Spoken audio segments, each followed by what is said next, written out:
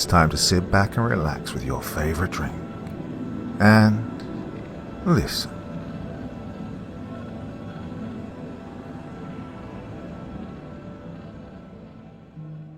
Good evening, my friends, and welcome back. Tonight we leave behind the familiar comforts of the modern world and journey into a darker time, when the line between superstition and reality was dangerously thin, and every flicker of candlelight seemed to hide something waiting just beyond its glow. So make yourself comfortable, let the noise of the day fade into silence, and listen carefully. The stories you're about to hear were born in the earliest days of horror fiction, forged from ancient fears, whispered folklore, and the unsettling power of the unknown. Though decades, or even centuries, have passed, they've lost none of their ability to unsettle those willing to listen. If you're ready to step back into the shadows, then let's begin. Forgive me, Father, for I will sin. By L. Putney. Forgive me, Father, for I will sin. The voice on the other side of the partition was deep and gravelly, spoke with a slow cadence that made him sound elderly. You will sin? I asked, confused. Have you not already sinned? Usually the confessional is the place to come to confess something you've already done, not a sin you haven't committed yet. The man let out a small, croaky chuckle before continuing to speak. No. Believe me, I have already sinned. I'm just confessing that I'll do it once again. Which sin do you wish to confess? No point in confessing to any of the big seven. You know, the deadly ones. I've committed all of those before. What I wish to confess to is a bit bigger than that, he said, followed by a throaty chuckle. Please, any sin, no matter how terrible, is worth confessing. Even if I'm going to break a commandment? Yes, even that. There was silence in the confessional booth. The eerie kind of silence that precedes the reveal of a terrible secret or horrible admission. I could sense the hesitation, or possibly even excitement from the old man. I'm sure he could sense my trepidation for what he was about to say next. Murder. I wish to confess that I'm going to commit murder. I sat stunned for a moment, not only because he was confessing to one of the most terrible sins, but because this situation was awfully familiar. There was a silence in the booth once again, before I apprehensively replied. Thou shalt not kill. That is what God has commanded. If you have not yet taken a life, there is no reason good enough to justify it. Oh, I have my reason. Besides, if I confess to it, then isn't it all forgiven? It can be forgiven if you want to repent for your sins, but as you have not yet acted out your transgression, repentance is not possible. Unless, of course, you don't go through with it. There isn't a good chance that I'll feel regret for this sin. I haven't felt any regret for my previous ones either.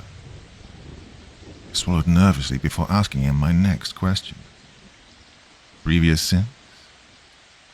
Does the name Janice Cooper ring any bells? As he spoke the name, I felt a sharp chill jolt down my spine, like I'd been struck down by the Almighty himself. I let out a small gasp that must have said more than I meant it to. Thought you'd remember her. I remember her too, the old man said from the other side of the booth. Yes, I remember her quite well. Better than you would, I'm sure. You never actually met her, did you? No. The single word was all I could muster to reply. You knew of her before, though. Before her untimely demise, shall we say. Yes. My mind flashed back to the memory of a day, not too dissimilar to this one, listening to a voice, also not too dissimilar to the one I was hearing now. I was sitting in the same confessional booth, only my hair was not as grey, and the wrinkles on my face hadn't begun to dig deep into my face yet. Still early in my lifelong commitment to the church, and I'd not long since been ordained. I'd already heard a number of confessions, but they were usually just admissions to sins of greed, envy, or lust. But on that day, I had someone come into the booth, take a seat, and confess that they were going to kill someone, just like the man I was currently listening to. "Forgive me, Father, for I'm going to sin. The sin of murder, to be exact. The desire has always been strong, but never have I ever wanted to act upon it," the man with a gravelly but quite young voice had said. That was until I saw her. Then that hunger to kill intensified, the man continued. "Oh, there's something about her that just makes me want to do it. My thirst for her blood is just too strong. So, that's my confession. I'm going to kill Janice Cooper." The memory came to an abrupt end as I focused back on what was occurring currently and realized that the old man had asked me a question. "Well, what did it feel like?" "I'm sorry, what did what feel like?" I asked, unsure of what he'd originally asked me. A combination of recalling past events and fear had stopped me from hearing it. "What did it feel like when you saw it in the paper? Those words. Woman 26 brutally slain by unknown killer. How did you feel when you read the name Janice Cooper? Did you feel guilty at all? You were told she was going to die, and yet you did nothing." "It's against my oath to report any crime that's confessed to me," I answered curtly. While true that I am forbidden to report any illegal activity that comes to light during a confessional, this was one case that I had morally struggled with for years. I knew the name of the victim, and I knew that someone was going to kill her. I could have prevented the crime, but I knew that I couldn't. It's a thing that has haunted me throughout my entire life, especially when I was the one to officiate her funeral, and I couldn't say anything to the poor woman's family. How did it feel hugging her mother and telling her that she's with God now? Or shaking her brother's hand and telling him, "Sorry for your loss"? Or comforting her cousins and grandparents?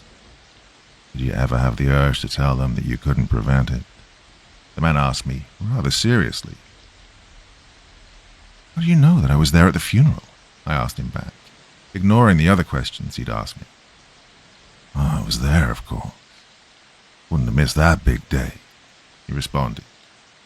"I heard every word you said." I felt a shiver run down my spine. This man had been there. Her killer had attended her funeral. I felt sick to my stomach just thinking about it. I took a deep breath and turned the questioning around to him. "How did it feel taking a life? You've already said that you didn't feel guilt, which must be true if, once again, you're here confessing." There was silence for a moment before he let out a slight chuckle and answered in an almost gleeful tone. "Oh, no. I didn't feel guilty about killing in the slightest.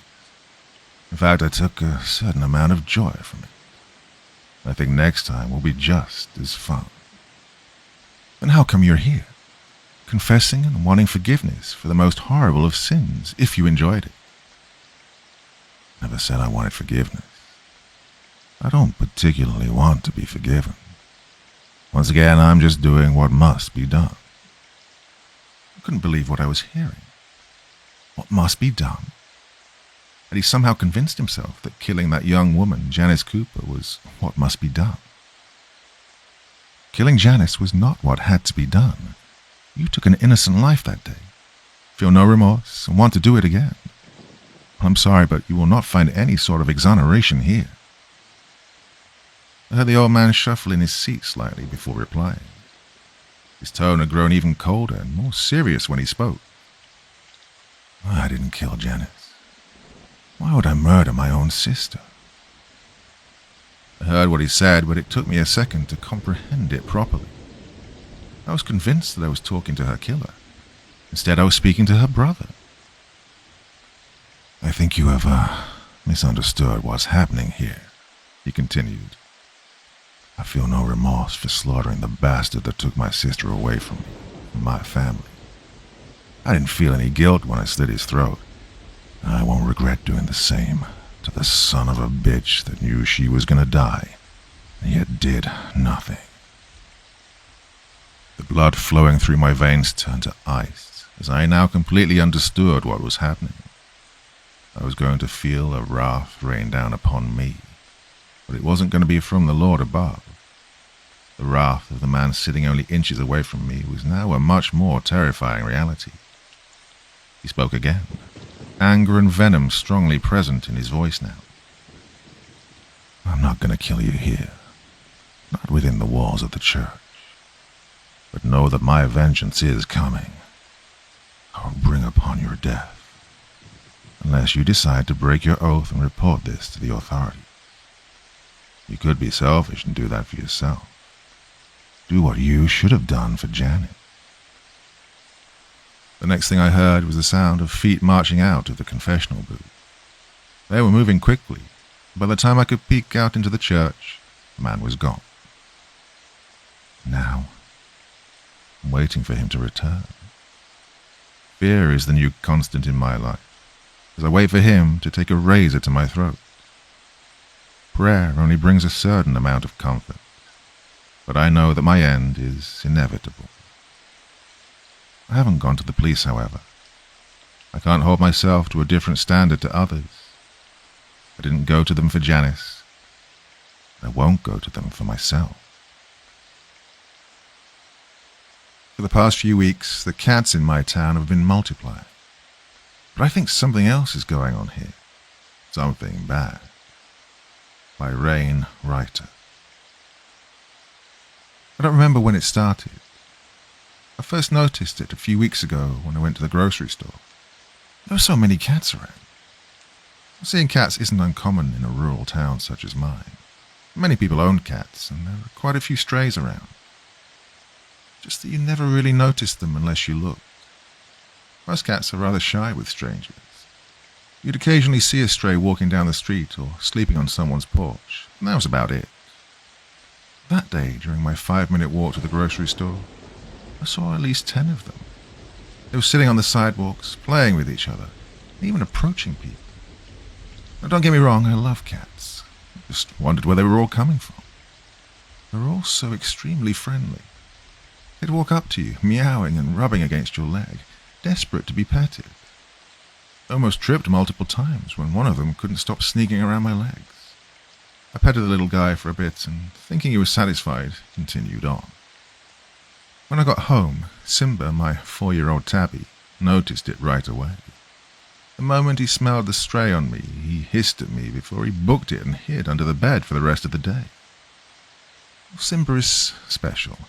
He's extremely skittish, easily scared, doesn't like people, and, as I learned that day, doesn't seem to like other cats either. I love the little guy to death. Our relationship's more like that of roommates sharing the same apartment. What he loved the most was to sit outside on the balcony, watching birds, people, and even the occasional stray. In case he'd get a bit too excited, I'd installed a cat safety net. There was no telling what would happen if he'd ever skip out on me. He too had noticed the influx of strays in the area, and I'd often find him watching them with, watchful eyes. Every once in a while, he'd even hiss at those who dared to come closer. I guess they made him a little restless. He became even more skittish during these weeks, and he'd often hide under the bed or other secret places around the apartment. Well, this morning, to my surprise, I found him outside on the balcony. I was a little confused because I didn't remember letting him outside. Well, the moment he saw me, he began meowing, desperate to be let back inside. Shit, I remembered. I went for a smoke before I headed to bed, and he probably snuck outside. I'd accidentally locked him out all night. Hey, sorry, little dude. Didn't know you were outside. He answered my apology with a hearty meow and began rubbing against my leg, purring loudly. Hey, what happened to you? Are you that happy to be back inside? I said, laughing, and to my surprise, he let me pet him. After I'd fed him and prepared myself some coffee, he joined me at the computer. For a few minutes he sat by my side, watching me before he jumped on my lap, making no indications of ever moving again. Well, I was more than surprised. As I said, Simba doesn't like people, and while he tolerated me, he'd never jumped on my lap before. Guess you like me after all, do you? While I was reading the news and drinking my coffee, I couldn't help but wonder where this change had come from. Is it because of all those strays outside? You scared of them, little dude? Don't worry, I won't be able to get in. For the next couple of hours, he happily slept on my lap while I worked. As I absent-mindedly petted him, I suddenly noticed something. There was a sort of bump on his back. When my fingers went over it a second time, I could have sworn I felt something squirm below his skin. In an instant, I pulled my hand back. By now he'd woken up and was staring at me. Hey, what do you got there? Are you hurt? I checked his back right away, going over it again and again, but found no hint of the bump. Eventually I gave up and reasoned it might have been some sort of muscle spasm during sleep. Before long, morning turned to afternoon and, eventually, early evening.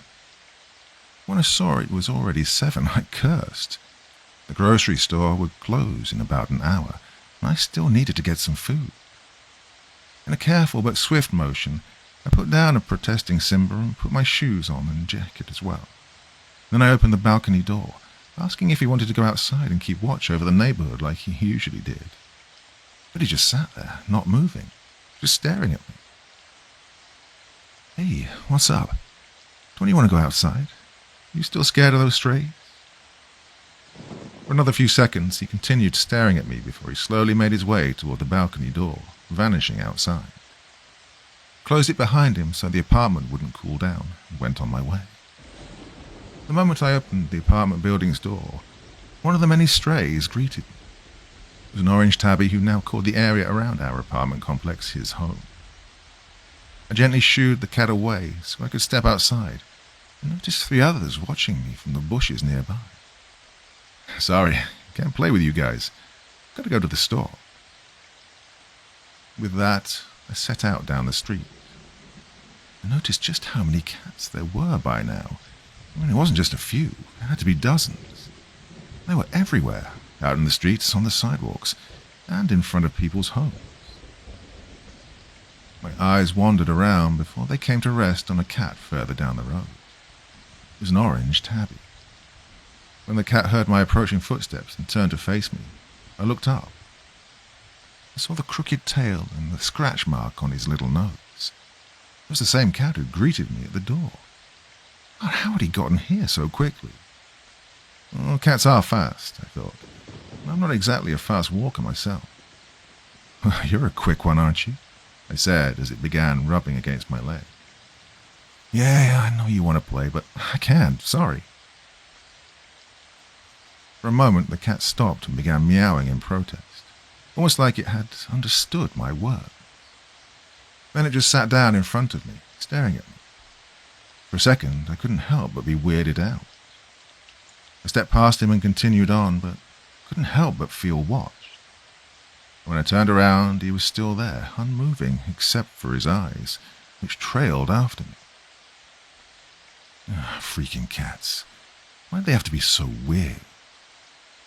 I soon arrived at the store. In the evening, it was always packed. It seemed I wasn't the only one who'd waited until the last minute to get his shopping done. Today, however, the atmosphere felt different. First, I couldn't say what it was, but then I realized it. Some of the other customers were strangely friendly. They were beaming as they wandered through the aisles, wishing other shoppers a good evening or striking up a conversation.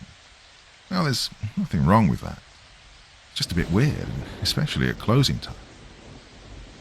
Eventually, I shrugged it off, paid for my food, and left. Outside, I could already see an assortment of strays and a bunch of kids playing with them. Once more, I couldn't help but wonder where all these cats had come from. In my head, I tried to think of a plausible scenario, but nothing made sense. I counted them. At least a dozen were hanging around the store. There were so many more out in the streets. It seemed there was even more now than when I'd entered the store a mere 10 minutes ago. For a moment, I watched the group of kids and saw that they were playing with an orange tabby. It had the same crooked tail and the same scratch mark on his nose. I guess it had finally found someone to play with. As I walked from the store, however, I saw it again. This time it was crossing the street ahead of me. My steps slowed down. How the hell was that cat moving so quickly? I turned around to look over my shoulder. The kids were still there, still playing with a cat, with an orange tabby. A shiver went down my spine. Then I told myself my eyes had to be playing tricks on me. Hell, maybe it's just two cats who look really similar. With so many around, it was possible. And yet, I felt my steps speeding up as I unconsciously hurried home. When I reached the building, my eyes grew wide. Outside, I saw Simba on the ground, scanning the area. Ah, damn it, the freaking net must have a hole, or one of those damn strays tore it apart. For a moment, I opened my mouth to call out to him, but then closed it again. Simba was way too skittish and way too easily scared. There was no telling what he'd do if I'd just call out to him. Instead, I carefully approached him, hoping to scoop him up and bring him back home. But he started to move and began making his way alongside the building. I watched as he checked out the neighboring balconies one by one. I wondered if he'd jump onto one of them, but no. Eventually, he snuck around the building's corner and down an old staircase. It led towards the basement, where the maintenance area and boiler room were located. I quickly followed him, hoping to catch him at the bottom of the stairs. When I reached them, however, there was no hint of Simba. Instead, I found the door slightly ajar. Ah, for God's sake, you little dummy, I cursed. This was a worst-case scenario. I'd heard way too many horror stories about cats getting trapped in basements or garages and starving to death. Pushed open the door, expecting to find a maintenance worker fixing some sort of problem, but was greeted with nothing but gaping darkness. But then, why was the door even open? From afar I could hear something dripping onto the floor, most likely a leaking pipe. Maybe one of my neighbors had noticed a problem, checked out the basement and hadn't closed the door. I put down my backpack and pushed it against the door so I wouldn't get myself trapped in. When I hit the light switch, nothing happened. Cursing, I activated my phone's flashlight and set out to find my cat. The moment I stepped inside, I noticed how moist the air was. Even the walls were wet with condensation. Further ahead, I could see puddles on the floor. Yep, a leak, I thought to myself. Hey, Simba, little dude, where are you? I whispered in a quiet, friendly voice. I tiptoed on, scanning the ground, careful not to scare him. Come on, let's get out of here. Nothing. Not a hint of the cat. I cursed inwardly. Where are you? Don't tell me he crawled behind some pipes or under the boilers. God, you stupid cat. Darting my phone around, I illuminated an old shelf and then an assortment of pipes, but I still couldn't find him. When the beam hit one puddle, I saw that the water was strangely reddish. For a moment I stared at it. Well, it had to be rust, considering the age of the building. Once again I called out for the cat, but all I heard was the same quiet sound. By now, however, my ears had adjusted. It sounded almost like something was moving or squishing around in the water on the floor. It's coming from the boiler ahead of me, or rather, from something that was behind it. I saw that the strange reddish water almost flooded the back of the room. When I stepped into it, however, I noticed it was too thick, almost syrupy. In disgust, I pulled my foot back. Then I froze.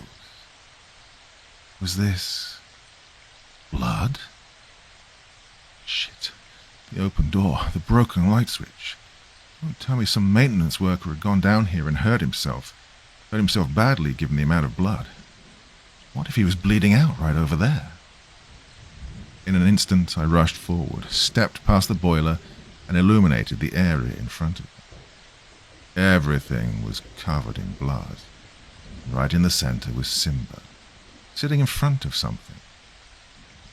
First, I really thought it was a body, a torn-apart human body, but God, it was too big for that.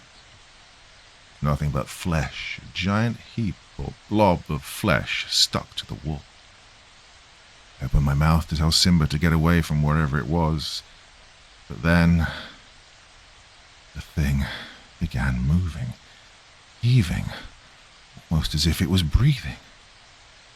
All the while it pumped out more of the blood that covered the floor. My eyes grew wide, not understanding what I was seeing.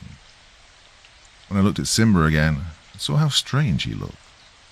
His body was all wrong, deformed, almost as if he'd melted. It began convulsing, shaking, and I saw something squirm inside of him. Then a disgusting, fleshy tentacle burst from his back and slithered toward the disgusting blob. In a trance, I watched as it probed the blob and then, finding an orifice, contacted it. The blob in front of him moved again and shook. I saw where the movement was coming from this time. It wasn't the blob itself, it was something inside of it.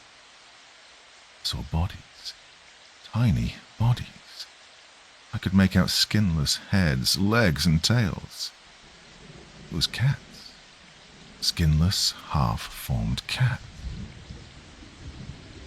Simba's body was almost a puddle by now, and at that moment, two of the things inside the blob began clawing their way outward. What the hell? Escaped my mouth. Right away, the two skinless creatures in front of me started hissing and meowing at me. Finally, the trance was broken. I screamed in terror and cringed back, but after only a few steps, I stumbled over my feet and crashed to the floor. The phone clattered away, its flashlight illuminating the ceiling above me. There was another one of these things, another fleshy blob stuck to the ceiling. This one, however, was much, much bigger. It too was moving, similarly heaving and stretching. And inside of it, there were other things, things that twitched, trying to make their way outside. They were so much bigger than cats. For a second, I couldn't move. I could only stare at the surreal sight above me in stunned horror. Then the blob burst open, and another of the tentacles slithered outward. No, not just outward, toward me. In an instant, I was back on my feet, then at the door, and finally outside. I was back inside my apartment mere moments later. I was shaking and out of it. What had I just seen? This couldn't be real. This couldn't. I saw something moving out of the corner of my eye then. Something was staring at me, and when I darted around, I saw glowing eyes from inside my wardrobe. With a scream, ready to beat whatever was in there, I tore it open. I didn't understand what I was seeing. Right there, huddled under a stack of clothing, was Simba. How come you're here? You were just outside, so... My voice trailed off when the smell hit me. He'd soiled himself, but he made no intention of moving. Instead, he just stared at me with wide, anxious eyes, trying to push himself deeper under the clothes. Slowly, ever so softly, afraid to see his body contort and change, I reached out my hand. First he hissed at me, then he began smelling my fingers as usual. I didn't understand. If he was here, then the one I'd followed must have been, fake? I thought about all those strays, about the orange tabby, and what I'd just seen inside those disgusting blob-like things. Oh, dear God, don't tell me all those strays. Well, with weak legs, I stumbled towards my balcony to check out just how many of the things were out there. The moment I pulled aside the curtain, however, I found myself face to face with Simba. I jerked around but saw he was still inside the wardrobe, still hidden under my clothes, his eyes trained on the imposter outside. Another one. It was another fake Simba. You... get the hell away, I screamed at the thing through the balcony door. But it didn't leave. Instead, it approached the door, pushing itself against it, letting out a meow as if to beg me to let him come inside. At that moment I realized it. This thing had been with me all day. It had been the one sitting on my lap while Simba was hiding inside the wardrobe. The trick had worked. Its damn trick had worked.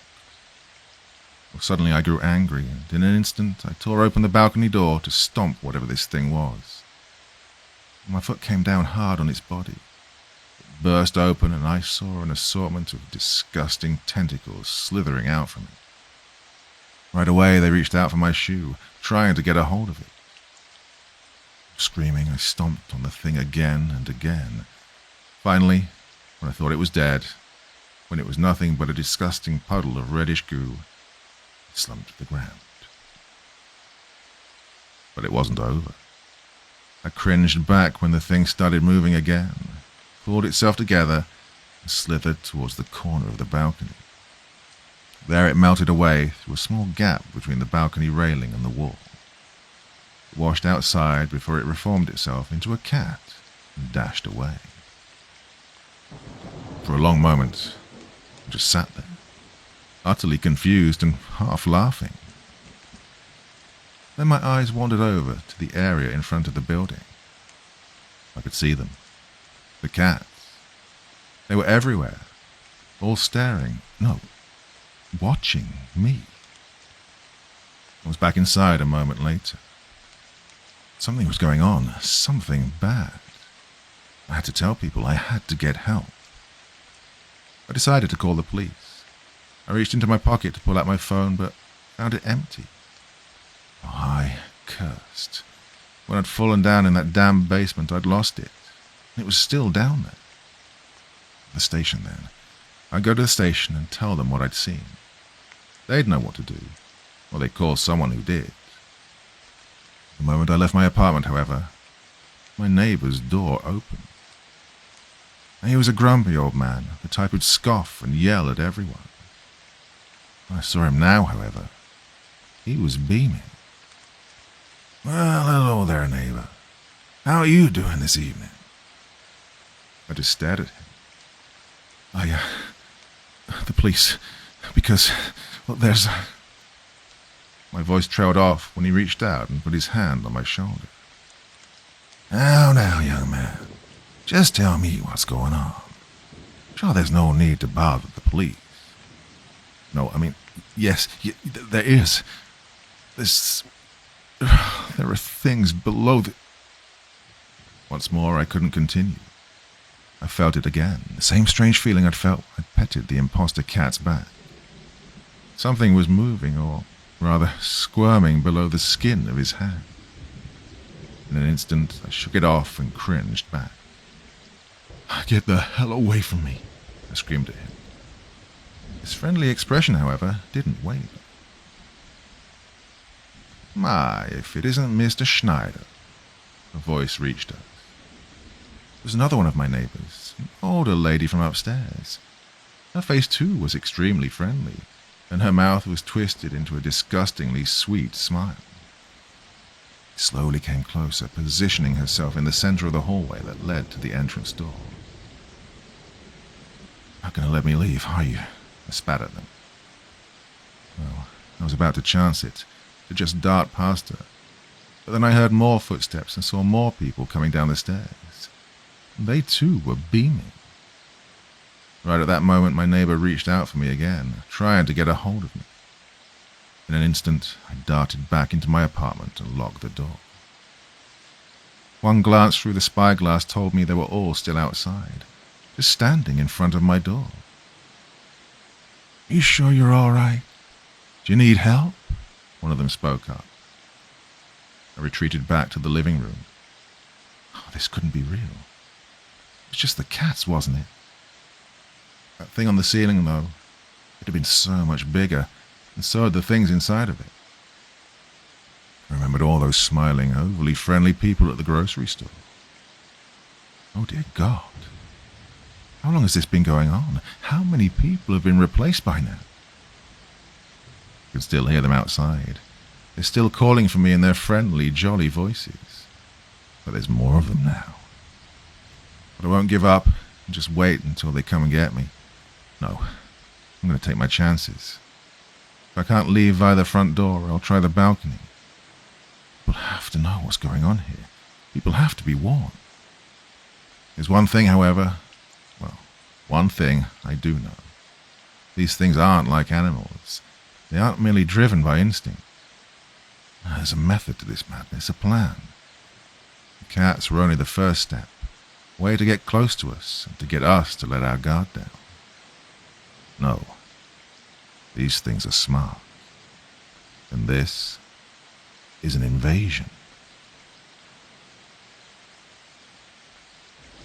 I had to kill my adoptive mother on Mother's Day by Weird Rice Guy.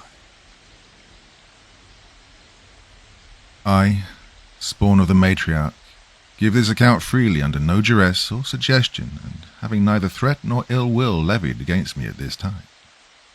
My mother gave birth to me when I was 28 years old. My mother, known to some as the matriarch, and to others as Sarahul, and still to others as the prime womb, found me broken-bodied and destitute, a debilitated wretch living on the street, and subsumed me. She took me into her black, amorphous body, ate away the soul-corrupting filth and the mentally corrosive bile that had plagued me for years, and birthed me anew, clean-born and strong. In time, my nascent body hardened itself. I was toughened, not weakened, by the compounding stresses of the human world. I grew rapidly and stoutly, until I became like that which she'd left behind in her homeworld, that far-flung sphere beyond human reach from which she'd embarked in search of new children so many years ago.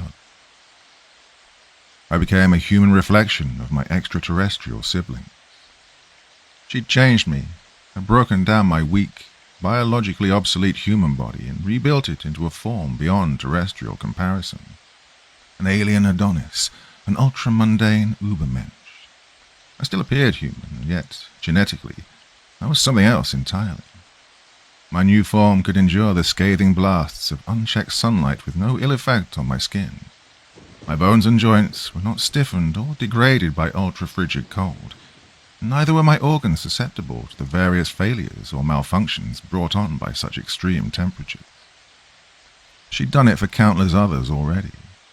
This I came to know as I aimlessly wandered in my new form and found men and women who'd undergone the same providential metamorphosis within her massive, pulsing, blackly liquescent body. She'd drawn them to her, eaten them up and spat them out, and they became stronger for it too. Together my newfound brothers and I journeyed throughout the globe, recruiting, planning and observing, all the while worshipping our mother, who only asked through telepathic communion that we pay spiritual obeisance by certain incantatory utterances, the nature of which I cannot transpose now, lest you, reader, lose your pitiably insufficient mind. It was a simple, fulfilling life, roaming the world while soul-bound to Sarahul. We'd all forsaken our original mothers with varying levels of regret. I myself missed mine greatly and thought of her often, but Sarahul had given me not only a second chance at life, but an immeasurably better one, and for that I owed her whatever she'd think to ask. She could not travel with us, of course. Her physical nature prevented her from appearing among the public, and the tenets of her benevolent faith forbade her from absorbing those who were not yet ready. She accepted only the vagrant invalids of the world. It would have been needless for her to accompany us, anyway. Her telepathic linkage was limitless and could stretch even beyond the spherical bounds of the planet. So we sojourned in town after town, finding those we felt would benefit from her blessing and bringing them to her, with their consent, of course. Despite what may seem obvious to you now, because I have subtly framed it as such, we could have never known that we'd be feeding her, building her up into something openly monstrous and, eventually, diabolical. After the 40th or 50th person, her demeanor changed and her telepathic impressions darkened. She grew cold, distant, and sent us no longer the motherly affirmations we'd grown accustomed to. Several of my brothers then ventured back to the deep cave in redacted, where we'd left her, the only place suitable for her mutic state, in an attempt to ascertain the reason behind the change. They were never heard from again. Eventually, myself and another were left alone among her itinerant children. The others, in their haste, had exhausted the travel funds which we'd all shared. The two of us were stranded in some dingy South American town without money and with the link to our mother grown dim and infrequent. Through less than savoury means, we chanced to get ourselves on a cargo ship, joining the small complement under the guise of morally malleable business people needing desperately to return to familiar shores. We paid them what little we had, but of course had also promised to pay them more upon our arrival at our destination. And this, as you may have guessed, did not happen. Using our superior physiologies, we abandoned ship a few miles out from our desired port and swam with far faster expediency the rest of the way. We were never seen again by the crew, who I'm sure were much displeased at our deception. Back home, my sister and I, whom from here on I'll refer to as Lexala, endeavoured to find out what we could about our inexplicably unresponsive mother without actually paying her a visit in person. We were strangely certain that we'd find only our doom in the cavernous gulf wherein she waited. We had yet to hear back from any of our siblings and, rightly, assumed the worst. So we bent our ears towards the whispers of the seedier, humanly unseen world, wherein societies and cabals of entities not quite human held dealings. Being ourselves members of a species yet classified, we were not overly noticed in our human forms as we sifted through rumour and gossip, for our true nature was easily discerned by those in possession of higher or more refined senses, or having knowledge of our mother and her adoptive business. We soon learned that our dear and newly disturbed mother had been causing trouble unprovoked among certain occult circles, allegedly with the intent of acquiring a means for the transference of her body into a more stable vessel. According to those with whom we spoke, Saraghul had grown tired of her shifting, ungainly, and virtually defenceless body, desiring instead an ambulatory form with which to walk the earth. She'd slowly gone mad in her irredeemable restlessness, and was now wreaking telepathic havoc on psychologically impressionable occultists, spiritualists, and, allegedly, necromancers. Well, this last inclusion troubled my sister and me deeply. We'd never known our mother to dabble in such grave, undivine sciences. She'd always been nurturing, conscientious, and respectful of the dead. A particularly loquacious purveyor of time-related arcana, trinkets, and well-preserved incunabula also warned us to steer clear of anyone claiming to have been blessed by her. They've instead been cursed or soul-stripped, in his words. We were then advised to relinquish and renounce our ties to, and our faith in, our faithfully adoptive mother, and either rejoin humanity to the best of our clandestine ability, or slink away to the shadowy recesses of the underworld society. We thanked him and the others for their time and paid them in the weird manners exclusive to their ilk. Having gathered all the information we reasonably could, we held a short conference in a hotel room we'd rented and came to an agreement on what to do with our deranged matriarch after much deliberation. After obtaining a few odds and ends for the journey, we set out to that age-old cave, hidden away from man's reach and sight, to euthanize the unearthly woman who'd given us our lives anew. A deed we'd have to carry out on Mother's Day of all days. The cave had always been left unchanged, but to adjust the exterior would be to risk drawing unnecessary attention from the semi-local communities. Inconspicuousness through openness, so to speak. But upon arriving, after having climbed the mountain within whose face the cave rests, we came to find the mouth considerably altered, having been adorned with strange arrangements of flora we'd never seen before. Additionally, there were red sigils belonging to no human script painted on the ground and walls immediately before the cave, like a wizard's wards against evil magic and devilry. Having little experience with such sorcerous elements, and fearing what we'd find inside, we at once unpacked our weapons and skulked ahead. Flicking our headlamps on, we entered the cave with weapons upraised. Lexala, being more experienced with not only spelunking but all manner of outdoor sporting, took the lead, her wardlaw's kukri held steadily below the conical beam of her headlamp. I followed a few paces behind with my custom-made odachi already unsheathed, my light bobbing alternately between the stalactite-riddled ceiling and the ever-slanting walls, the latter bearing more of the unfamiliar sigil script. As we pushed through the almost intolerably humid air, which we'd never before encountered in the usually chilly cave, our hearts quickened at the ominous sounds heard above our footfalls. Strange, unmistakably organic noises echoed intermittently, seeming to reach us from the unplumbed bowels of the earth. They sounded like the howls of primordial beasts or Hadean demons, reverberating through the subterranean corridors of some newly formed earth. Lexala remained silent, focused wholly on the mechanical process of putting one foot in front of the next. I, however, muttered and rambled to myself every few moments to keep my doom-laced thoughts from undoing my psyche. The last thing Lexala needed was for me to be driven back outside by my unmanaged terror.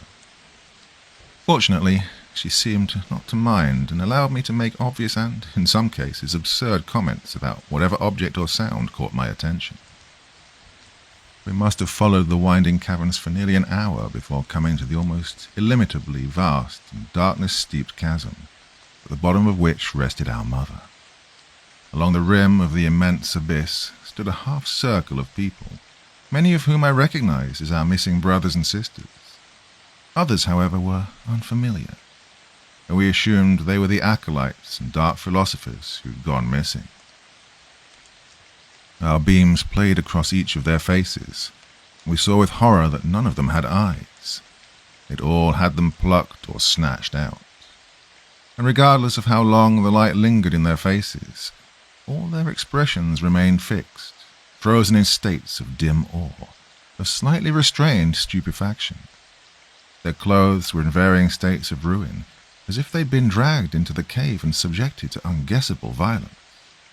Shirts, pants, robes, and strange garments hung in tatters, and many bore stains of a grisly suggestion.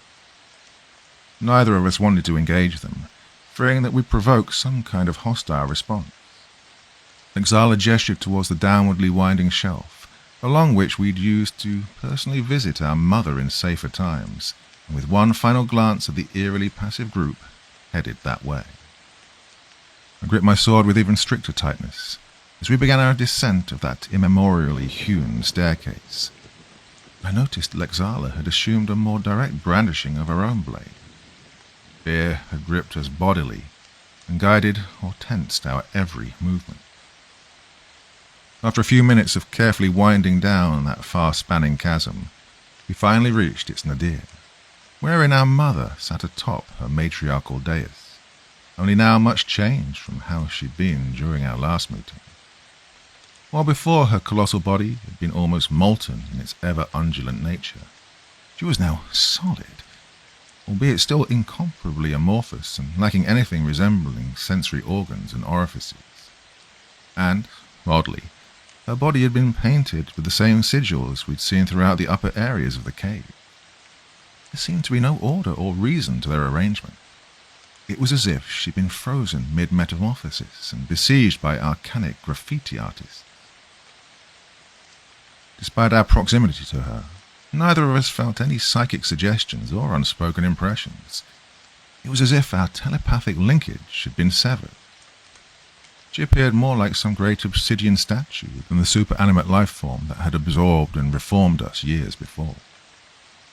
Lexala approached the frozen bulk and gave its dimly luminous surface a tentative tap. Saraghul did not react, and the sound, a soft clink, truly as of metal on glass, rang dully in the cavernous space. I then remembered the odd, howling sounds we'd heard earlier, and wondered from where they'd come, since our mother was plainly in some kind of uninterruptible dormancy, or a willfully unresponsive state. Her legion of followers were likewise silent above us. Lexala and I exchanged solemn glances, and it was thus decided that we should seize the opportunity while we could. Stepping forward, I raised my odachi and brought its long, cumbersome blade down onto a gnarled tendril of sorts, meaning to lop it off. Instead, the projection shattered on impact, sending shards of what appeared to be black-tinged glass every which way. The rest of the body did not so much as tremble. We waited a few quiet, tension-choked moments, but Saraku did not stir. A little emboldened by her stagnant inactivity, both readied ourselves for further action. Our weapons fell time and time again, shattering and carving into that glacial bulk, eliciting neither sound nor movement from Saraku. Her body before had been some kind of massive abstract art piece. It was now a twisted, unsalvageable mess, destroyed beyond recognition and value. At the end of the marmoreal butchery, the ground was littered with glimmering shards and dark crystalline fragments that gave the cave floor an almost mesmerizing quality. There was, I realized, a twisted beauty in what we'd done, in what we'd reduced it to. The light of our headlamps brought out a soul-firing luster in the broken relics, and I felt as if within those bits and pieces there lurked some smouldering anima of ultra-terrene life. It was elucidating, breathtaking, perhaps a bit morbid, sure, but breathtaking nonetheless. I, of course, felt the slow blossoming of sorrow in my heart, and I'm sure Lexala did as well. But the damage we'd wrought was necessary. Saraku had been poisoned by desire, warped by her implacable restlessness. She'd gone too far and had, through her dark actions and even darker aspirations, justified our matricidal actions. Together, Lexala and I said a small prayer for her, something we'd learned during our travels in eastern lands, then began our ascent back to the surface. We'd all but forgotten about the immobile congregation at the mouth of the chasm. As my headlamp swept across them, I expected to see their expressionless faces betokening unthinking or reverie-addled minds again. But, to my horror, I saw that they were instead all smiling, grinning hideously, ghoulishly, like sadists admiring their murderous handiwork. Lexala gasped behind me, noticing the change a few moments later. The sound must have been louder than I'd thought, because the whole assembly, down to each end of the half-circle, turned their heads to face us. I never felt such stifling, heart-seizing terror than in that moment. Blindly, like an animal that knows it's been scented by an incontestable predator, I grabbed Lexala's hand and started us on a panicked flight towards the exit. Our headlamps bobbed haphazardly, throwing twin rays of light seemingly everywhere but where we were going. Initially, there were no sounds of pursuit, but after a few moments I heard the unmistakable tumult of dozens of feet marching in unison towards us. Lexala and I quickened our pace, and in my frantic hurry I dropped my odachi. The sword cluttered behind me, but I didn't dare stop for it, hoping instead that I'd serve to trip up at least one of our pursuers. Fulsome shadows begrudgingly peeled away before us, and the path inclined upward so steeply at one point that we had to almost scramble on our hands and knees. Behind us, the storm of footfalls came on unimpeded. Lexala breathed noisily, but was otherwise speechless, and I was stricken half dumb with a primal fear. Using my enhanced strength and vitality, I'd fought men in underground tournaments who'd been the strongest in their lands, and yet, in that endarkened flight toward the surface, I felt as weak and helpless as an infant. Our nigh lightless journey seemed interminable, and our pursuers sounded tireless, neither faltering nor slowing in their hounding of us. There were no calls for us to stop or face them, no shouts of anger or mockery, only the communal clatter of their footsteps and the low rhythmic hum of many breathing bodies, the unbroken simultaneity of which troubled me deeply. There was something not right about it, something I felt was plainly obvious and yet, for the moment, unguessable. Their blindness also unsettled me, for the path we'd taken had many twists and turns, and they'd not once lost our trail. Finally, just when I thought we'd be overwhelmed by that unspeaking procession and brought back to the chasm to be hurled abyssward.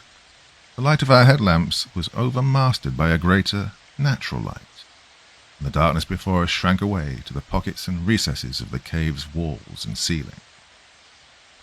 Once the light touched my body full on, a great fatigue seized me, as if I'd been blasted to stone by Medusian eyes. I stumbled forward, managing to only save myself from face-planting by throwing my hands forward at the last second.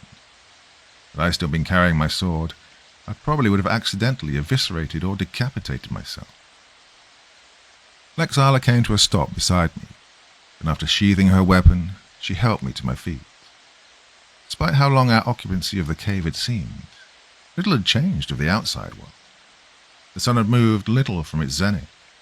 The sky was still a soft blue, through which streaked thin clouds and flocks of squawking birds. I would have liked to admire the view had there not been a parade of silent maniacs behind us. Springing into action, Lexala and I each took a side of the cave's mouth, and using our enhanced strength and resilience to damage, we began pummeling the rock. Our pursuers were still submerged in darkness, had not yet come into the scope of sunlight. Knowing we wouldn't be able to contest them all in open combat, especially since I'd lost my weapon, we instead worked to seal the cave altogether. Whether or not they were humans deserving some judicially decreed mercy was irrelevant. We'd seen nothing of humanity in their vacant sockets, and their ominous, dubiously defined thraldom to our late mother was reason enough for us to summarily determine their fate. Just when the vanguard of that terrible group appeared before the tongue of sunlight, my fist struck a structural weak point, and the whole threshold collapsed. The implosion sent great plumes of dust right into our faces, and yet we hammered on, determined to further cement the followers' entombment. When the cave's mouth was naught but a wall of impassable rubble, we ceased our assault and stepped away. We listened for sounds of debris being stripped away or pulverized. If our pursuers were attempting to make an aperture in the wall, we'd hear them, and Lexala would hack away at any limbs or heads that pushed or peeked through with her kukri. But after several moments, we'd heard nothing and hoped the prey had simply given up and turned around to rejoin their mother's shattered corpse. But as we were about to depart, we heard from behind the rubble wall a concert of voices, speaking in the same droning manner.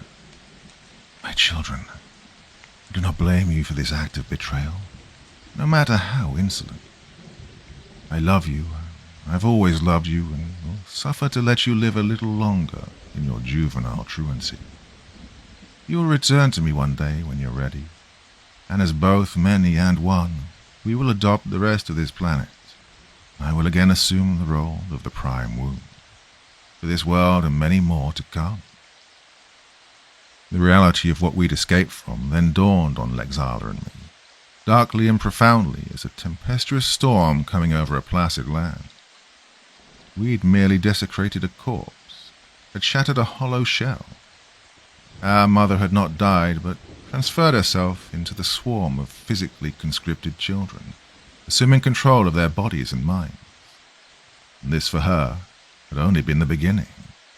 She wanted not just us, but the whole planet. We gave her no response, the magnitude of our horror preventing speech. Instead, Lexala smudged a few of the sigils on the ground with her feet, and I did the same for those that remained undisturbed along the face of the cave. We hoped that, in smearing them, we'd lessen somewhat the infernal power that Sarahul had acquired for herself. Not waiting to hear any further forewarnings or chastisement from Sarahul, we mustered our strength again and set off, leaving that ultra-human horror sealed within the cave. For now. I live in constant terror of my incredible, bendable son. By J. Beardify. The door is locked and the gaps are plugged with towels, but I don't think it'll make any difference. I can hear my neighbors driving by outside the barricaded window, completely unaware of the horrors taking place inside this house. I guess I just wants someone else to know the truth. It started, as these things often do, with something completely unexpected. An event that came screeching in out of the dark to smash the quiet life that I'd built with my wife Alice and our son Jake. We tried so hard to child-proof our house. We protected the power outlets, used baby gates, and stored dangerous chemicals far out of reach. I don't know where Jake got a hold of that small glass bead. Maybe he even found it outside, in the street or at the playground. All I know is, the moment he swallowed it, that little ball of glass cut off his air supply completely. Well, Alice and I desperately tried to remember the Heimlich maneuver and perform it on our squirming, crying, purple-faced child, but we only made things worse. By the time the EMTs arrived, Jake had stopped breathing. He lay in my wife's arms, limp and lifeless as a rag doll, drool dribbling out of his bluish lips. The looks on the paramedics' faces when they finally arrived told us everything we needed to know. Despite their best resuscitation efforts, our son was gone. I still remember the way my wife's hot tears soaked through my shirt as we walked out to the ambulance with Jake. I wanted to hold his tiny hand until the last minute, until they loaded him into that sterile metal box and the doors closed on him forever. And then, suddenly, Jake grabbed my finger. His eyes snapped open with a pop. A cat's eye bead popped out of his mouth. The paramedics couldn't believe it. Resuscitation efforts had ended 8 minutes ago, and Jake had been legally dead for almost half an hour. Lazarus syndrome, they called it. But I didn't care about names or diagnoses. I didn't care about tests and trials and clinical statistics. I was just happy to have my son back. Well, Jake was quieter than I remembered. Before, his big blue eyes had sparkled like sunlight on the sea. Now, however, they seemed darker and deeper somehow, like I was looking into a still, bottomless pool. I found that I couldn't maintain eye contact with him for long. Maybe that was the first sign. Maybe that's when I should have acted. But it's too late now. Like most new parents, Alice and I had been terrified to leave Jake's side at first. We kept his crib in our bedroom, but after his recovery, we found we couldn't sleep with Jake nearby. He would stand and stare at us all night, his hands grabbing the bars of his crib like a death row inmate in teddy bear pajamas. Although Alice and I never talked about it, we could both feel his gaze probing at the back of our skulls as though he were trying to drill them open and let something in. A few weeks later, we moved Jake's crib to my office. That's why we were so terrified to find him in bed with us at 3 a.m. the next night. He lay sucking his thumb with one hand and had the other on Alice's hip in a way that seemed strangely adult and possessive. Worse still, when I looked at that hand out of the corner of my eye, it didn't seem like a toddler's arm at all. It looked stretched, and hairy and horrible. While I carried my sleeping son back to his crib, I wondered if I was having some kind of psychological reaction to the trauma of Jake's death and unexpected resuscitation. And that could be the only explanation for the things I was seeing and feeling, right? As I put Jake back in his crib, I noticed something red on his lip. With awful, adult intelligence, he quickly tried to hide it from me, but I spun him back around. Jake opened his mouth wide, and a waterfall of blood poured out. I'd never seen so much in my life. I screamed for Alice and looked around for something, anything, to stop the bleeding. Behind me, I could hear the gory stream splattering on the floor. And that wasn't all. When I turned again, hundreds of round cat's eye beads were dribbling from my son's mouth. What? Alice burst into the room with a shout. I pointed at Jake, but he was fine. Our son sat sleepily in his crib with a puzzled expression on his face, as though he was concerned about my weird behavior. I tried to stammer an explanation to Alice and I walked back to bed, but I couldn't shake the feeling that my son was laughing silently at me behind my back. From there, things only got worse. The next night, I woke from a revolting dream in which a giant leech was writhing around inside my sheets, sucking me dry. Just like in the dream, there was a weight on my chest when I woke. It was Jake, giggling as he crawled around our bed. It was all I could do to keep myself from shoving him off of me. "This is your son," I told myself. "You love him." And it was true. But more and more I was starting to wonder whether the thing inside that crib was really Jake at all. I installed a bolt on Jake's bedroom door. Surely that would stop his late-night wandering. But the next night my son was back in bed with us again. I placed a motion-activated camera in the hallway, hoping to figure out how on earth Jake could open the bolts. What I saw on that eerie night vision footage will haunt me for the rest of my life. Something slid beneath my son's door. A hand. At first it looked just like Jake's, but as the arm stretched upwards towards the lock and the fingers extended, its appearance changed into something monstrous. My son's arm had somehow passed beneath the door, reached all the way up its length and unbolted its lock with clawed, hairy fingers. Hideous arm retracted. The door creaked open and Jake crawled along the ceiling toward our bedroom. The last still image the camera captured was Jake's freakishly extended foot and snarling face as he kicked it away. I watched the clip again and again, unable to reconcile what I'd seen with the toddler dozing peacefully just a few feet away. During the day, Jake was completely normal. He threw tantrums, colored and played with his toys, asked a question every 5 seconds, and fell asleep eating his Cheerios. Maybe it was just at night when he... A sudden thump jolted me out of my reverie. Jake was awake. In fact, he was standing right next to me, a lifeless expression on his face. He just slammed his little fist into my computer right above the port where I'd inserted the camera's SD card. Was he trying to destroy the video? Dum, dum. Jake brought his fist down 2 more times with impossible strength, shattering my laptop's fragile plastic covering and the SD card inside. And that wasn't all.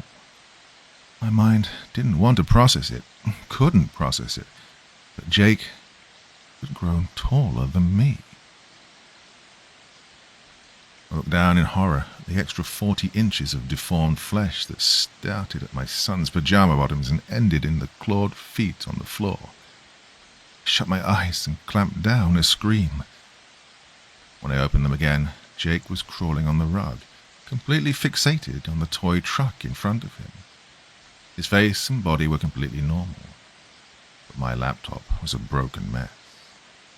Jake, or whatever was inside of him, was getting more powerful. Alice and I felt hunted inside our own home. Whenever we tried to discuss what was happening to Jake, we'd hear his tiny feet scurrying impossibly fast, and suddenly he'd be standing right beside us, listening, watching with those dark blue, endlessly deep eyes. What happened last night? I suppose I can't blame Alice for leaving. I'd spent the day installing a key-operated lock on Jake's bedroom door, set up a baby camera in the room that streamed live to Alice and me. In case he needs us, I told myself. But the truth was, I'd set it up for our own protection. Jake started to change. We'd know about it. The new setup was supposed to help us sleep, but in the end, Alice and I just lay awake watching what was happening on the other side of the baby camera. We stared at our perfectly ordinary, snoozing, thumb-sucking toddler as though we were watching a tense scene in a horror movie, the kind so terrifying that it's impossible to look away. We'd gone without sleep for so long, I suppose it was just a matter of time. I couldn't blame Alice when she dozed off on my shoulder. I kept nodding off as well. I tried to tell myself that one of us needed to keep watch, but every time I looked up, the scene on the screen was unchanged. The small, cute shape of Jake in his onesie pajamas, one arm around his teddy bear. Oh, maybe things are fine now, the treacherous, exhausted part of my mind whispered. Maybe the danger, whatever it was, has passed. My chin hit my chest and my eyes popped open with a start. A dark shape, probably Jake's teddy bear, lay in front of the camera, blocking it. Where was our son?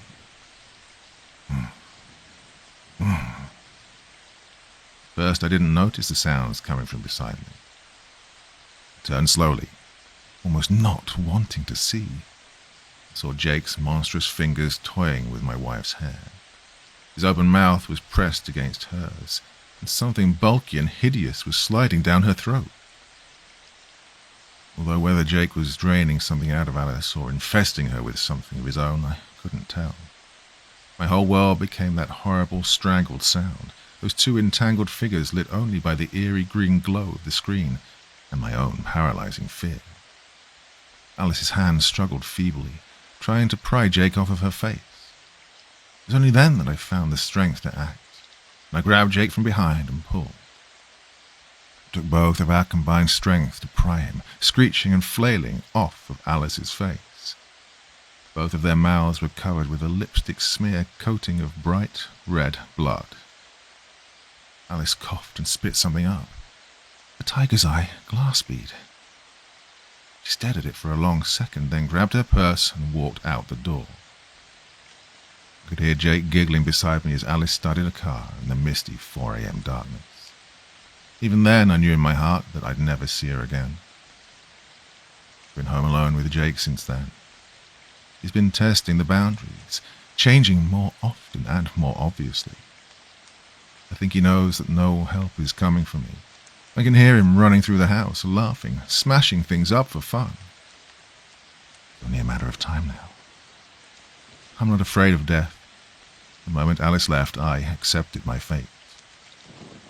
No. What I'm afraid of is what if death is not the end? What if, after whatever Jake does to me, I wake up again and spit a tiger's eye ball of glass out onto the floor? What if I wake up as something else? Lies from Below the Shadows by A.K. Culloden. The pit, the abyss, it was always there, at least as far as I can remember. The first time I heard its call, it was subtle, almost unnoticeable. My mother was reading her pick-and-choose verses from the book, looking back up at me after each reading with an expectant look in her eyes. She tried so hard to belittle me, scolding me on how wrong it was to like man, but I was never swayed. Still, the call grew stronger every time she sat me down for her dogmatic ramblings, but it would only show itself to me later on in life. Not once did I believe she became a Christian in good faith. The way I see it, she only did so as a way to excuse her more toxic behaviors. No wonder I got into my first real relationship during college, since it was the first time I was really free from her endless remarks on my so-called dirty way. I don't know exactly what went down when I was away, but after dropping out of engineering and coming back home, my parents were already living apart with the divorce papers in order. And, like a pattern propagating in time, Eric told me that this us wouldn't work out. My attachment blinded me to how shallow Eric was. He never said anything outright, but it was obvious how he saw me as lesser than himself. Mum said that if, after finishing my engineering course, I still wanted to pursue carpentry, then I'd have the skills required. I guess she hoped I'd set my focus on greater horizons, but it didn't help me achieve anything. It was better living with just my dad. He helped me through it all, but it's always such a slippery rut I'd found myself in. I still dreamed of being a carpenter, but even he could see that I wasn't in the right state of mind to start a whole business. We ended up deciding that I'd apply for some bog-standard transient jobs with the aim of saving up money for a carpentry course. Well, that never really happened. At 19, I started working at an office, spreadsheets, emails, that kind of stuff. 4 years later, Dad first started showing signs of early onset dementia. He was 54 then. Oh, it's such a hopeless feeling to watch your father degenerate into a confused mess. Looking back, I think it would have been better if he was just struck by a heart attack. After 2 more years, I was up one raise and down everything else. It was January when the pit first revealed itself to me. A late weekend night or remote overtime, the only way I could afford the ever-rocketing living costs. The work was harsh, mind-numbing. I kept having to go back to fix mistakes over and over, my tired mind fucking it up, as it always did. My feet were cold to the point where I could barely feel them, even when I tried moving and wiggling my toes around. I knew I was moving my feet, but there was no feeling. I looked down to see a circular hole in the floor sat where the navy carpet had been. Almost perfect, but not. A gaping pit, walls of masterfully carved black stone that descended into thick blankets of darkness. Forcefully pushed myself away from the desk, tumbling off my chair, and then crawled over to the edge of the hole. As I peered over the crevice, the only sound was a low breeze. Cold earthen breath I imagined blowing throughout the tunnels of a cave. You know that feeling, the call of the void? The subtle tug toward one step into nothing. I felt it. Only the rejection of the idea that usually followed just wasn't there. It didn't scare me. It only continued to pull me in. Gazing down into it, the knots in my stomach pulled tight by the years came loose. An unrestrained warmth took over my body as the pit seemed to strip away the weight on my heart, accepting the burden for itself. Before the thought of toppling into the abyss took over entirely, my phone buzzed on my desk, breaking my trance. It was Eric. Eric, what's up, man? Why are you calling so... Stop with the messages, Porter. I get you sad and all, but can you, take it somewhere else? I'm with someone else now. I don't want you stirring up any shit. I looked up to the shelves above my desk for a moment, at the picture I had of Eric and myself at college. It was pathetic. Years had passed, but I still couldn't let go. Hello? Tell me you understand. I brought myself back and replied, Yeah, I'm sorry, Eric. Just hope we might be able to stay friends at least. Well, not if you go on like this. But thanks, I guess. He hung up, leaving me standing there like an idiot. Well, that I was. The silence that replaced his voice rang in my ears, mocking me. When I looked back down to the floor, the hole was gone. It left an emptiness in my chest that could only be made whole again by looking down into that dark abyss. The gentle breeze from that pit followed me. I heard it inside, outside, day or night, sometimes loud and present, other times so distant I thought it was just the wind. Not really an earworm, though. No, it felt more like a reminder, making sure I didn't forget about the tunnel. Later that week, I was in for work. Only half an hour after getting in, Dennis, my manager, called me into his office. Some bullshit about underperforming. I wasn't really listening, to be honest. Well, I rightfully disagreed, though not out loud. I'd been giving as much effort to the work as I could at the time. Well, he won't be reading this, so screw you, Dennis. Your job is to manage, not to call in anyone you can get and sneer down your nose at them. I nodded to whatever he said and left his office. My stomach churned. What was I meant to do? Work harder than I already was? I excused myself to the toilet, needing to steady myself. The spiral was already corkscrewing its way down my spine. I locked myself in one of the stalls and let my forehead rest against the door. Trying to calm your nerves can make things worse when you're on a tight schedule. How long could I stay here? Well, so making sure my papers for the day would be done by 5. I turned around to see that, in lieu of a toilet, was the pit. But how long had it been there waiting for me? There was no spike of adrenaline. No, dopamine, if anything. It had come back to see me like it said it would. And the fluorescent buzz began to fade away as I fell to the floor.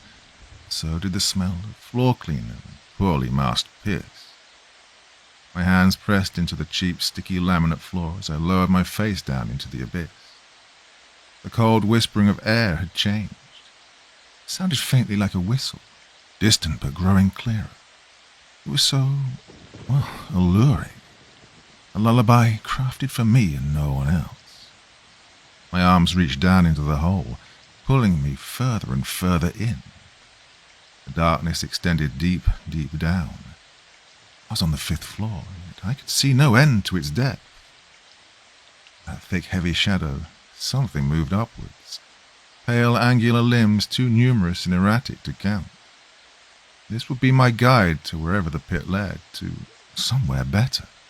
Peace and tranquility. Charon is a misunderstood fellow. He only wishes to lead the dead to where they belong. Well, the melody was clear now. It was bittersweet, like reminiscing on bad choices but accepting that the past is the past. The words to the tune came from my own mind. I found myself whispering. One step into the dark. Light hides just beyond. No one will know, even dear old Pa. Here is the peace for which you long. It was right. Who would know? Who would care? My mum, wherever she is, would likely be indifferent, and my dad would soon forget all about me. I clearly wasn't a valuable asset to the company either. And Eric would be happy to never hear from me again. As the blurry thing in the pit grew closer, the song grew louder, all else falling away. The gentle breeze whipped up into a gale-forced tempest of cold air that seemed to wrap around me like tendrils and pull me in further. I reached out my hand to meet my guard halfway, when the ear-splitting bang of the bathroom door jolted me back to reality. Did I really want this? Was it really better on the other side? Whatever that thing approaching rapidly was, I didn't want to know. Didn't want to meet it. Porter, you in here? Boss says the papers need to be done and signed by 4, so hurry up, yeah? I arched my head back to the stall door and replied. Yeah, Jim. Just a minute. Indigestion. The door slammed again, leaving me alone. When I looked back down, I flinched as my head bumped into the toilet bowl, coming off slightly wet from the residue. No pit.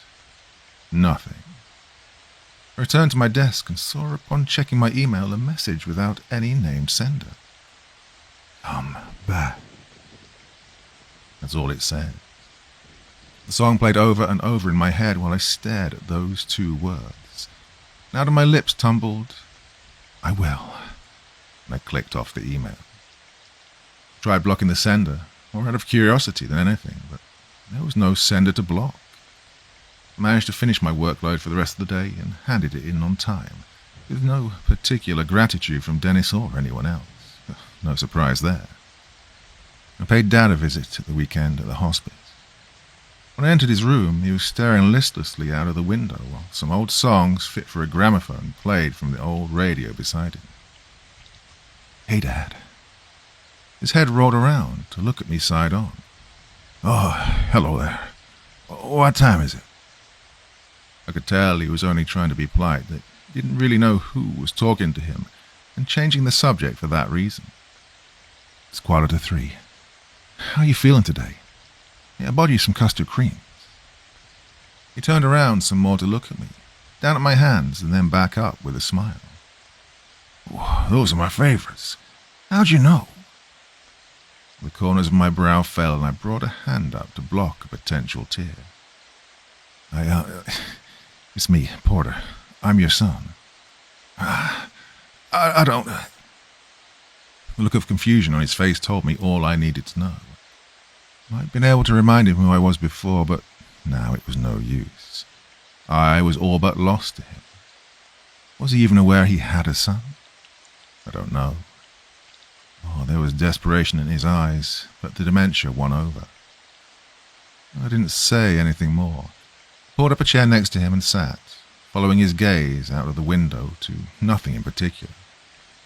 At least I could give him some company, even if he had no idea who I was.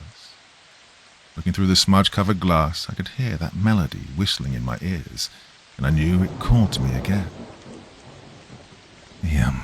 What do you do when it seems the only direction you can go is off the edge of a cliff? I asked. Oh, wait, look around, far and wide. See if there's a bridge across. If there's no bridge, then you better set about building one. Doesn't have to be rigid either, just strong enough for one crossing. Well, the lucidity in his answer shocked me for a moment, and I understood what he meant, but I also couldn't grasp why he'd still think that when he was so lost and hollow like this. What if the bridge collapses halfway across? Huh? Bridge? I sighed. Never mind. I stood, pulled the chair back to the corner, and left Dad with his biscuits. Was that it? Had he forgotten all about me? The questions weren't answered as I walked out of the room. They say you die a second time when your name is spoken for the last time. If I died that night, I'd have already died twice. People at work wouldn't have figured it out because, screw them. Dad wouldn't be any the wiser, and Mum wouldn't care. And more Eric. My sleeve was damp by the time I got home, wiping away tears so I could actually see the road. Don't know why I cared anymore. Perhaps I didn't want anyone else to get hurt. I unlocked my front door and went into the house, a cold and empty place that I called home. My whole body ached with anguish as I climbed my way up the dark staircase. Well, I couldn't sleep, of course. Why would I be able to? A good night's rest wouldn't make Dad better, wouldn't make Eric come back, and it wouldn't help me become a carpenter. I couldn't even cobble the pieces of my life back together, let alone wooden joists or ply sheets. Slumped in the chair at my desk, I looked up at the shelves above.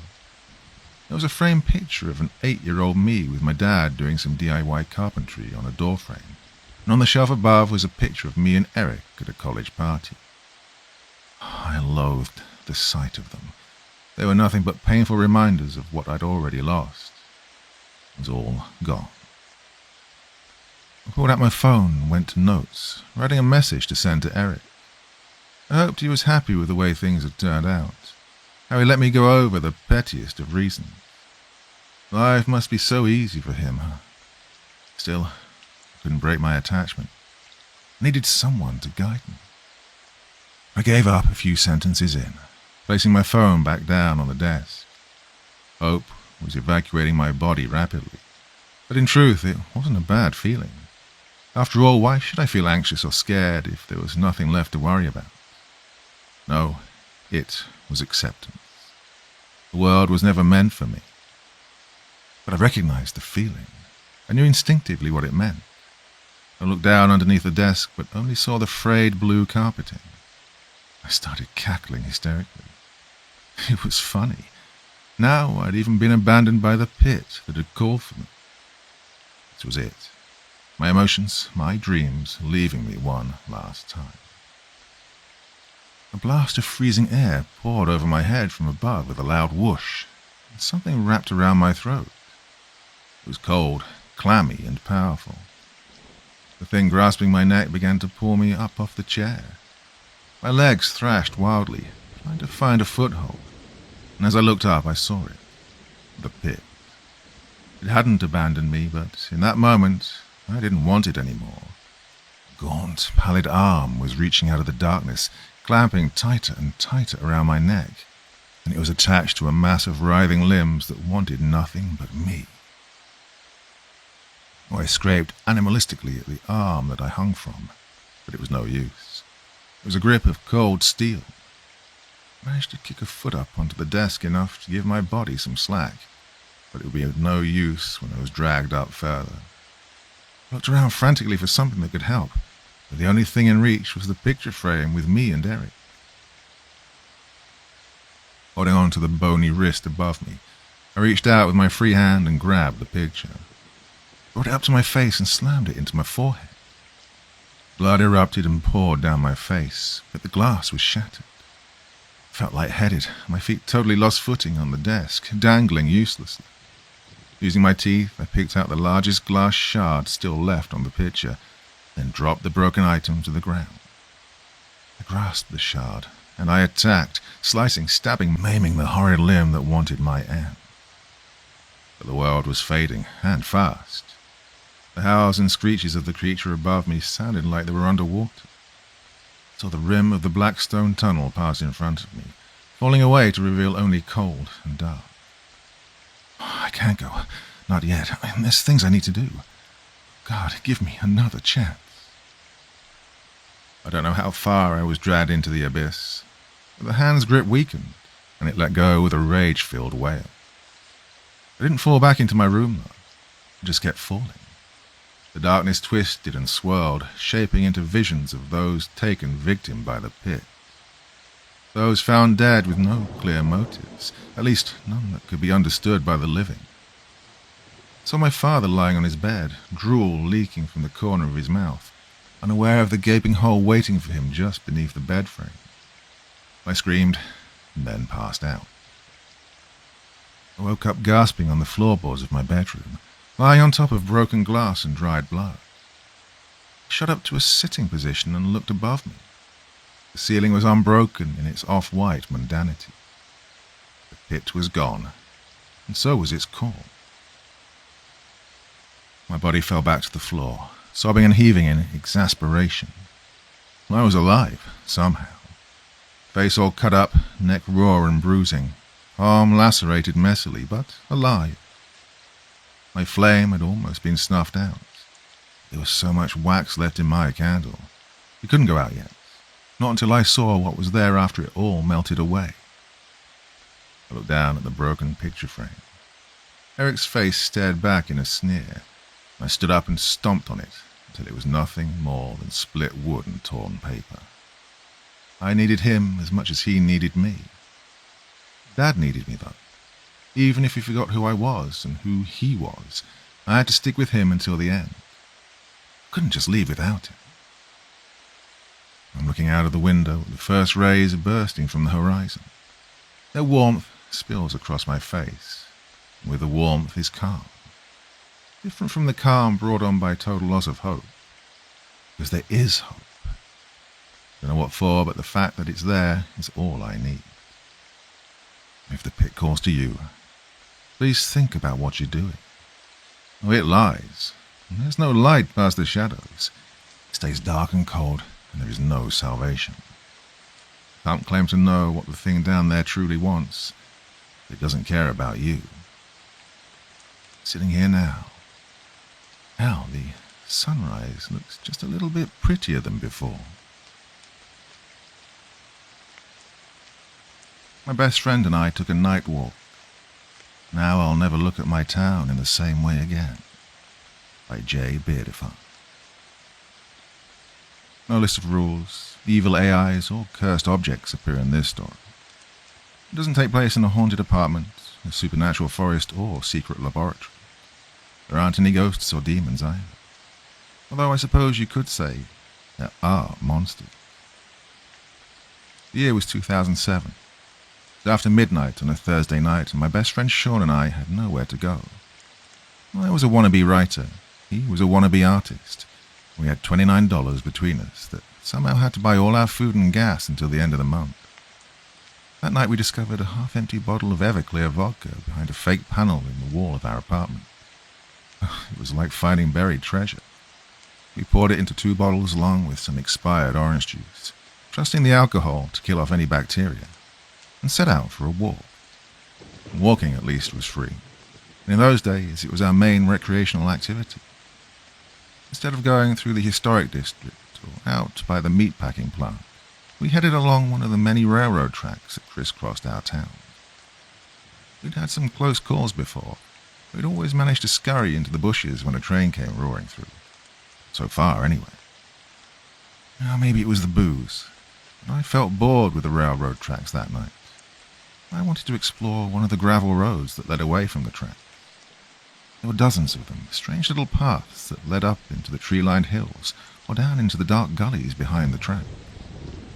I picked one at random, and Sean sighed when he saw how steep it was. Fueled by curiosity and vodka screwdrivers, we trudged up into the woods. We hadn't gone far when I began to suspect that maybe, just maybe, we'd made an awful mistake. I felt watched. Although I couldn't see anyone among the dark trees, the hair on the back of my neck was standing up. Goosebumps covered Sean's arms, and one look in his eyes told me that he was feeling it too. We didn't dare to speak.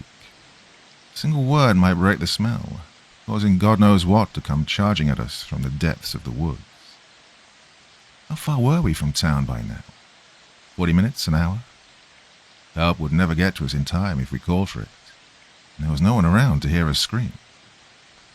There was a heavy, silent, expectant feeling in the air, like someone or something was awaiting the arrival of our crunching footsteps. I couldn't tell what it was at first, that black shape looming beyond the horizon of the hill. To our overactive imaginations, it looked almost like a ruined castle. As it turned out, it was an abandoned rock quarry. That feeling of being observed only intensified as we entered the ring of crumbled, graffiti-covered walls and huge machines we couldn't identify. I felt drawn to the building to the right, but maybe I just wanted to get out of the line of sight of the concrete tower at the far end of the quarry, the one with narrow windows that stared down at us like empty eye sockets. Approaching the building, Sean and I were hit by a foul smell, a weird mix of diesel fuel, sweat, piss, and something else I couldn't identify. We turned on the flashlights on our phones and stepped through the doorless entrance. The moment I saw the filthy, torn-up clothes and mattresses inside, I wanted to get out of there. And I'm sure that Sean did too. But running meant facing whatever might be waiting for us back on the road. Neither of us was ready for that, not yet. Shaky phone flashlights in our hands, we kept going, stepping over junk half glimpsed in the dark. A decapitated teddy bear, a pink plastic bowl full of maggots, a long hallway of metal doors. One of them screeched as it swung on rusted hinges. Was someone else here? We kept going until we reached the end of the hallway, where a concrete staircase led upward. Sean opened his mouth to say something, but stopped when he heard footsteps behind us. Whoever they were, they could walk just fine in the dark. They had no trouble staying out of the reach of our dim phone lights. Hello? I whispered. There was no response. Sean and I headed up the staircase, afraid to go forward, but even more afraid to go back. Upstairs were more rusty metal doors. Some of them were padlocked. From behind one, we heard weeping. In other rooms, multiple voices held hushed conversations in languages we couldn't understand. Beneath the door beside us, an orange glow flickered, like firelight. Footsteps behind us grew closer, ratcheting up my nerves until I didn't dare to turn around. The door beside us swung open. Now I saw the source of the orange glow. Some burning rags and a broken plate. Or glimpses, shadows of figures moving inside. But most of my attention was fixed on the large, bearded man who burst out of the room, jabbing his finger into my chest and shoving me. Spit flew out between the gaps created by his missing teeth. His breath reeked of vomit and sickness. Red, worm-like veins stood out on his face as he screamed at me. I had no idea what he was saying, but the meaning was clear. I watched in slow motion as he picked up a chunk of rubble and reared back with it. The footsteps that had been following us came running out of the dark. A dirty, snot-nosed kid tugged on the man's sleeve. He hesitated for a second, and that was all Sean and I needed. We sprinted down the hallway, pursued by eerie, echoing shouts and hurled hunks of rock. There was a rickety fire escape at the end of the hall. We'd barely started to climb down when headlights appeared on the gravel track below. Something about their brightness made me feel like a hunted animal. I gestured to Sean that we should hide. Sticks and briars jabbed through our jeans as we climbed up the wooded hillside and squatted down behind a half-rotted log. 3 black vans were parked in front of the abandoned quarry. There was something ominous about the way they'd left their engines running. 5 men got out of the vans and rushed inside the building where we'd found the man and child.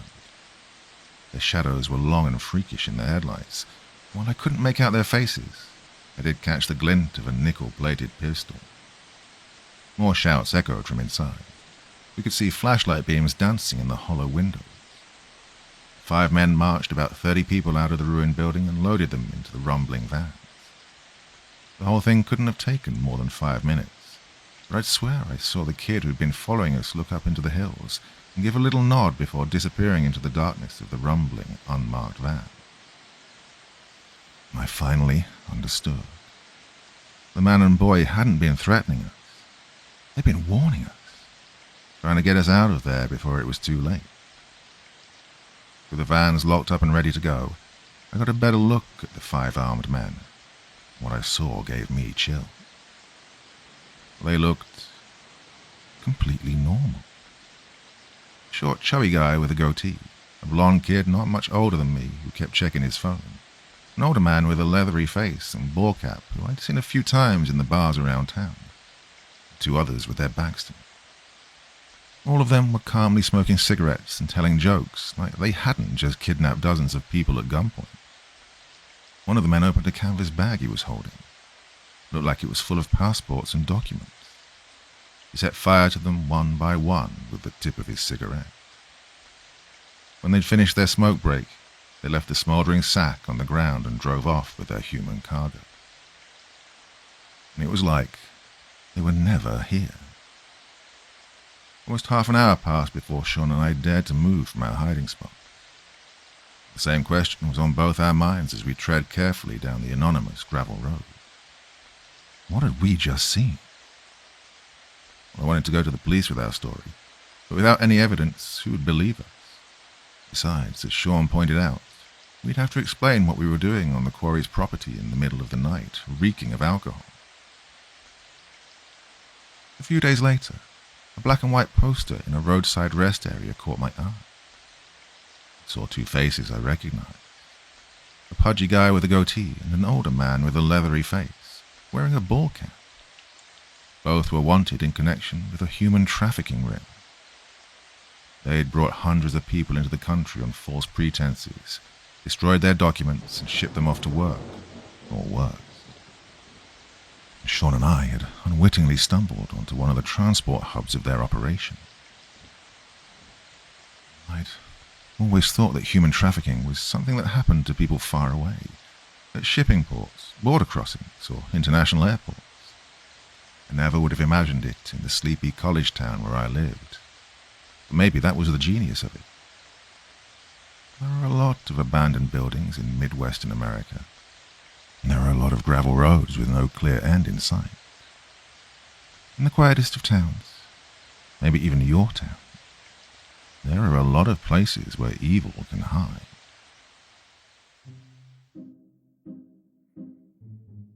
Okay, my dear friends, quick one tonight, but a massive thank you for sticking with me. It's been a pretty rough year so far, to be honest with you. Illness, really bad illness, to be honest, and some family tragedies. So it's been, I'm not going to go into it, but being here and reading stories for you has really helped me through these past few months. So yeah, thank you for sticking with me. There's been a few repeated stories, a few that I had to redo because of copyright music claims, as is always the way. It's very frustrating because, I do compose pretty much all the music in the background.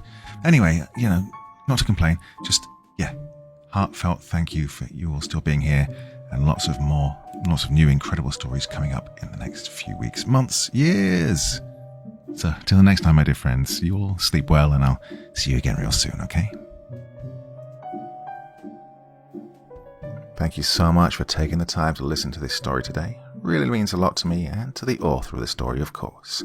Well, if you want to know more about me, I'm pretty much everywhere on social media. You can find me on Facebook, Twitter, Instagram.